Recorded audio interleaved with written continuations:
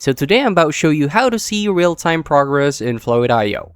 If you want to track exactly how your AI nodes are generating content, monitor your massive multi-thread workflows, and see how close a task is going to finish, this quick trick is absolutely the best. First, trigger a new generation or run a automation chain on your canvas. As soon as the AI starts working, look directly at the active node card. You will see a glowing border or a live loading animation circling the edge of the card, which indicates that the system is currently processing your data. Next, look down at the bottom of your screen or at the top of the processing node.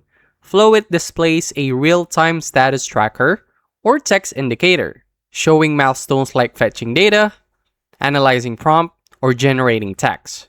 This live stream updates every single second so you can watch your ideas build out on a canvas live. Now, if you want to track overall progress of an entire workflow branch, keep an eye on the execution log panel or the minimap highlight.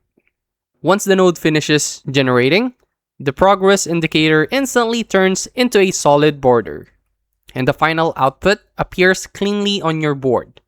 So that's it. That's how to see real-time progress in Fluid.io. Make sure to like, subscribe for more quick tutorials like this, and comment down below what other topics you want me to break down next. I'll see you on the next one.